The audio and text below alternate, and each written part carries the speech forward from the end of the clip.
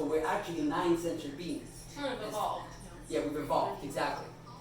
This is one of the ones that broke off from the heart. The will center and the G center, they're both connected to the heart, but they broke off. So that's where the will comes in. This is not mine, because mine is defined. This is the chart that, I know, I was thinking that, but this is the chart that came up for you. Okay, that's the wrong time. That's the wrong time, baby. You got the wrong time. Okay. I wasn't born at 5:30. I was born at 12:30. Okay. But that's okay. So let's go on somebody else's chart. Let everyone know I'm a 5-1, which is a heretical investigator, just like Isa. We're both 5-1s. So the heretic, just real quick, is someone who's different, essentially. Investigator, someone who wants to seek the truth. So that's a little bit on the profile. That's my profile. No, this is, yeah, this is Isa. And this is Isa. So let's talk about Isa. We have Isa's up here. As you can see, she has no definition. Look at how different that is compared to the chart we just saw. So you see she's very, very different. Wide open. Everything's wide open. So she's constantly receiving wherever she's at, she's receiving energy all the time. And so it's very beneficial for her, can be very beneficial for her to create filters, to understand, and this is for anyone who has an open center. If you have an open center, it's to create filters, to first have self-awareness around that you have this open center, and so you can be influenced in that area, like in the emotional center, if you have that open. This one over here, the solar plexus or the emotional center, excuse me, you can pick up on other people's emotions, and they can impact you. It's very funny talking about your friend and crying. For me, like if I have an argument that I'm arguing with somebody that's angry, I mean it takes me a long time to get in an argument, so people have to challenge me a lot. Right. So if I get in an argument, I can be very vicious with my words, Right. You're amplifying. Exactly, I'm amplifying whatever that's coming at me. But then after, I can't help but just cry it out. Like I have to cry it out. You have to release it. Yes. Yes, it's like it's a fact. I hate getting in an argument because I'm gonna end up crying after, no matter if I did say the right things or whatnot or did not. So that's very interesting because that's really what happens. So I feel like I magnify whatever it is that argument is about. Yeah, exactly.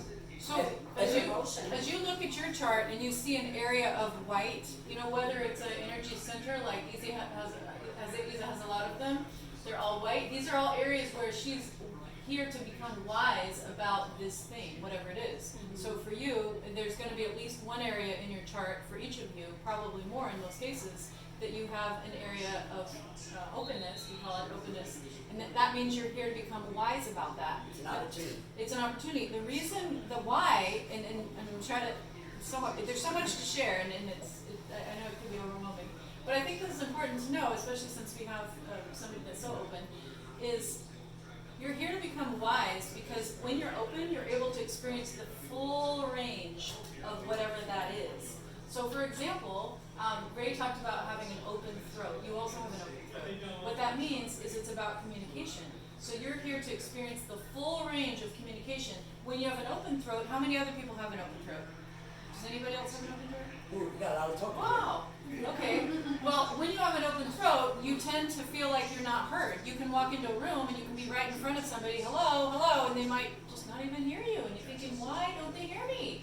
Why don't they see me? Hello, I'm right here. But it's because you have that energy is not defined in your throat. So if you have an undefined throat, then you will have experienced not being heard. But equally, you will also have situations where you're in the presence of other people who have a defined throat, and you're able to really communicate what you want.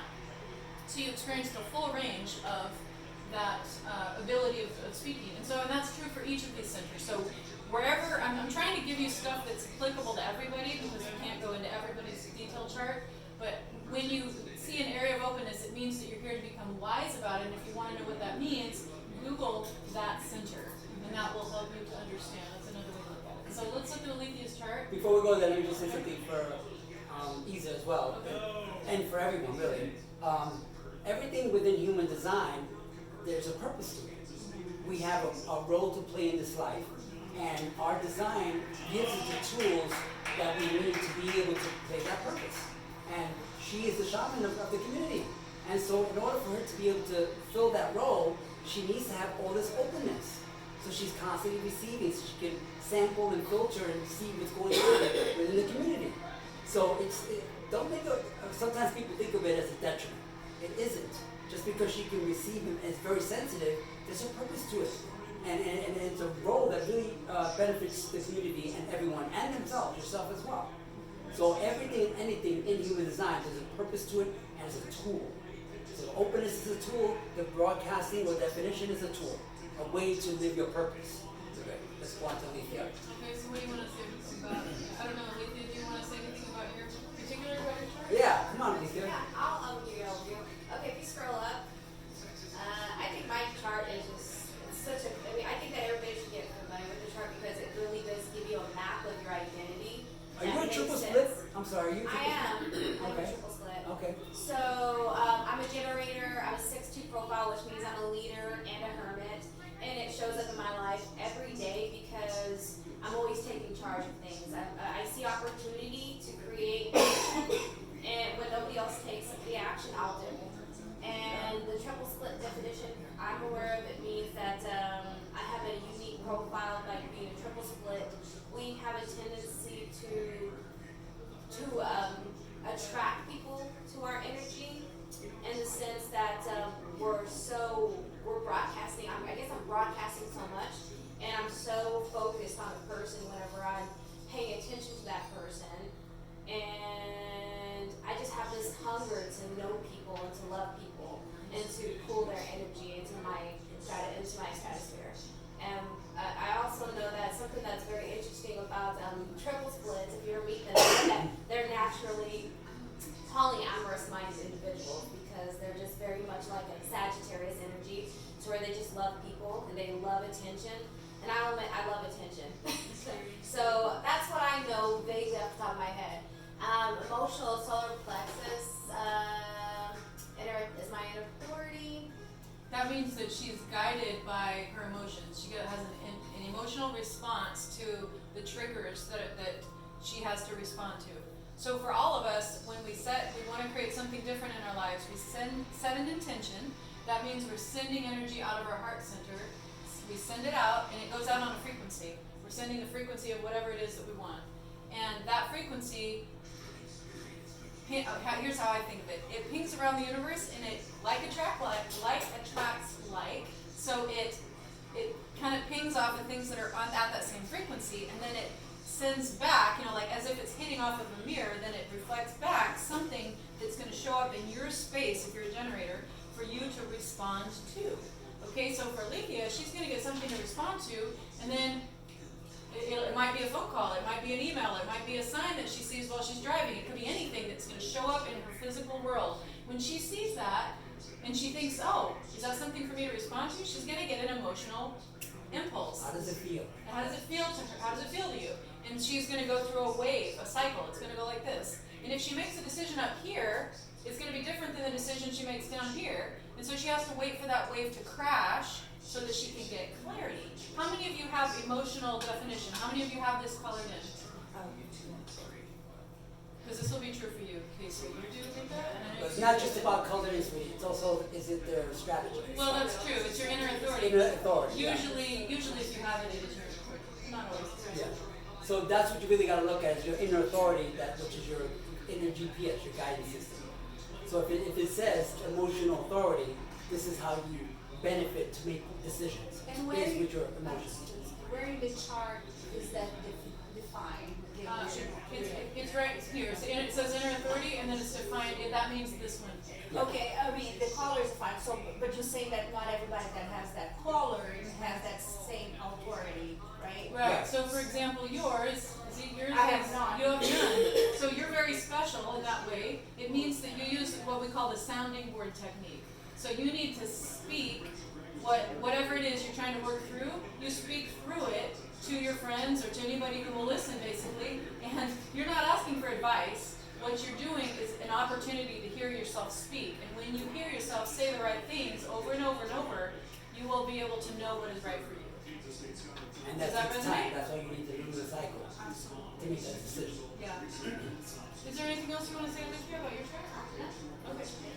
Okay, so I think we've covered all the charts on this one, right? So, okay, let's go to, hard to see it from here, but let's try. Okay, So let's look at the other charts. Sweetie, if you bring your aspect, your zoom, can you zoom down a little bit? It should be able to close it. The brown, what we're looking at right there. Where is it in the experience? It's not, it's up here. You didn't have it up, it's right here. You want that? No. Yeah, okay. No, that's not, actually, I'm sorry, that's not what I was looking for. It's in the browser, there's 3 dots in the top right, and all the way to the right. Not that one, that's gonna cross it out. A little bit next to your picture. You see your picture? Oh, right. Yeah, right there, yeah, that should be it. And then bring the zoom down a little bit. Let's see if that makes a difference. No, it's not doing what I want. Okay, it's not what I thought, sorry. Okay, well anyway, yeah, I'm not sure. I think it has to do with okay, well we looked at Izzy's chart. Let's see, let's look at Patty's chart. So Patty, you are a 2-4 projector. Ah, my partner's a 2-4, and I'm a projector. So, is there any? So now that we've kind of covered Alethea and Z and I, and so for now we're going to get into those of you who are new to this. So as we get to your chart, what is the one question that you would like to have answered? And that way we can focus the conversation a little bit, because there's so much to share with you. We could be here literally all day and all night. Procrastination. Say it again. Procrastination. Oh, Procrastination, yeah. I can speak to that. You own it and you know, because it's like reserving. I can read all the books, I know everything, all the information is there, but the motivation on procrastination, that's the part that I'm working on, that I overcome. Right, so that's a multi-factor situation that you're describing. One of the factors is the fact that you are, like myself, projectors. And so us projectors, we benefit tremendously from self-care. We are very highly sensual beings. And by sensual, I don't necessarily mean only sex. I mean sensual, that we are just sensitive. We experience touch. Our environment is very important to us. Things need to be comfortable for us, much more so than generators. Like, I like to have a soft, cushy toilet seat. The generators, they don't care, they'll sit on anything. But I like things comfortable. That's us projectors. So that's part of what makes us different. And the procrastination part is the fact that we move at our own pace. Because one of the things that defines a projector is that that all projectors have the sacral center open. Okay? The sacral center is the source of energy and the source of life, the source of creativity, well, not creativity, but a lot of things. But it's the source of that. And so that primarily for us, what it is energy. So it means we have an inconsistent source of energy. Whereas generators, they have, and you have, you're open as well. You're open as well. So the 3 of us here are open, so she has it open, she's a reflector, she has everything open. But because we have that open, and the generators do not, they get up in the morning, generators, and they just go all day. They have energy, go, go, go, go, go, go. Whereas we do not, we can work for a little while, a couple hours, whatever, then we need to stop and rest, maybe close our eyes for a few minutes, recharge our batteries, then we can go again. Right? Let me just pause you for a second. So if you're a generator, you probably have a projector in your life. So if, as you listen to him, don't tune it out and say, oh, that doesn't apply to me. Think about the person in your life that's like this, the person that might frustrate you because they don't seem to get stuff done, or they seem to not have the energy that you do, and you're wondering why don't they just jump up and help me or whatever. Like, this is a common dynamic between projectors and generators, and they attract each other because they can be very complementary. So as he's talking about it, I'm aware that there's just a couple people that this specifically resonates with directly. But if you think about the people in your life, you probably have someone that you've been wondering, why are they so different? They just why are they lazy? They're like lazy, and people are just they're so different, and you don't understand them. They're probably a projector, and so this is helpful. Or this can be helpful. Yeah, most likely it's projector because they're 20% of the population. This side over here, that's colored.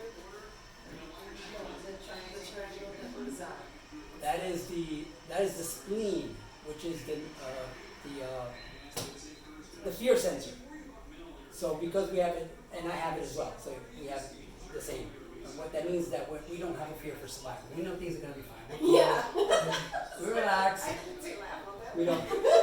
And it also means we have an instant knowing too. What's her strategy? Yeah. So that means that you have an instant knowing. The way you make decisions, we do it the same. And when we're trying to decide on something, and we think about what it is, an answer just comes. That's it just comes. Is that because the top part is it? No, it's because, well, I mean, that's part of it, but mostly it's because we have this defined. And that means we're broadcasting from that area, and it's our strategy to have a knowing. The way some of the people have an emotional strategy, and they make decisions with their emotions, how things feel for them. I don't really feel things from that perspective. I mean, You've been accused of being a robot. yeah, I've been being a robot. And you may experience that as well, because you have an open ear just like I do. But the people who have this defined and have that strategy, they feel things and that's how they make decisions. We don't do it that way. We don't experience emotions that way. For us, we have known. Just the answer pops into our head. It's a matter of trusting what that is. Trusting your intuition. Because that's the knowing, that's our strategy. And it comes very quickly and it only comes once. You better listen to it. It's not going to come again. And it can be a warning or it can be an opportunity. So you got, Someone in Hawaii, there you go. That's it. Make that decision. What about the darkroom square with the root chakra? Is that correct? Yes, the pressure center means that you can handle external pressure. This is for everybody. Whoever has that colored in, they can handle external pressure. The people who have it open, like my partner Lynette and others, This is Lita's. We're about to look at Lita has that open, and so she cannot handle external pressure. So you need to create your own pressure, inner pressure, to get things done, to motivate yourself. So if someone says to you, come on, let's go, we got a deadline, you gotta get this done, no, you're like, stand back. My partner has that open as well. So I'll just make a suggestion to her sometimes. She says, back off, you're pressuring me. She perceives that as pressure, she can. And I just make a suggestion to her, because mine is colored in, defined, so I'm broadcasting in that area. So that's the difference between the who said that you have it defined like myself, so we can handle pressure from things. Things don't really phase us. We go with it. And so the procrastination thing is about really part of it. Like I said, multi-factor. But one of the factors is that we're supposed to go at our own pace. Don't try to be like generators like everybody else. Because that's one of the things that we face. I faced that growing up. Why aren't you like everybody else? You know? Why can't you do this? Come on, let's go, get it done. Chill. We're very chill. It'll happen. Exactly. We'll get there. It'll get done.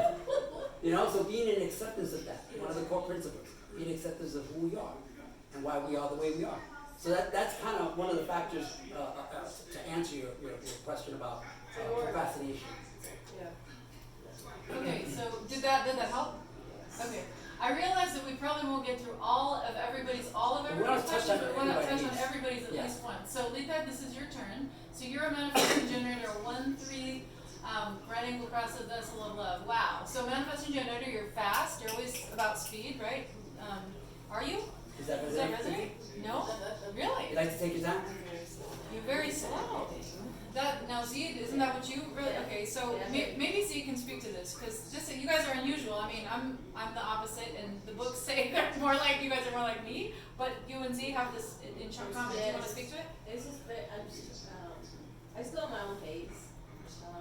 I know that my route is not defined. So then I don't do good if you put pressure on me. So Like Lita. Yes, you guys have that in common as well.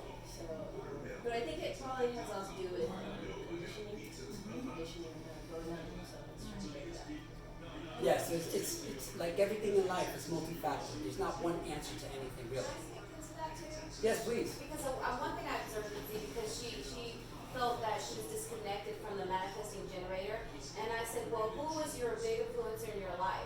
And it was her mother, and I said, well, did you tell me that she always made you late to everything? And that you were constantly behind schedule because you were relying on somebody else? And she was always like, Z is very, like, she's very organized, and she has her things together when she's focused on something, like when she wants to get something done. That's when she creates that, and that's when her manifesting generator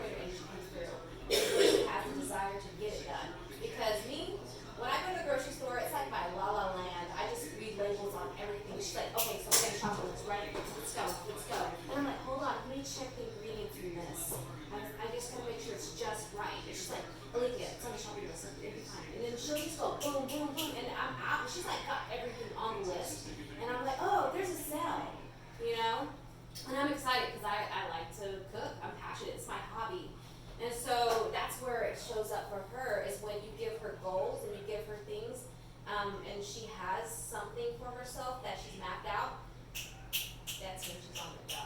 So if you kind of think about any external influences that programmed you, that created a false identity for you, that impacted you, then that might allow you to resonate with that description of manifesting.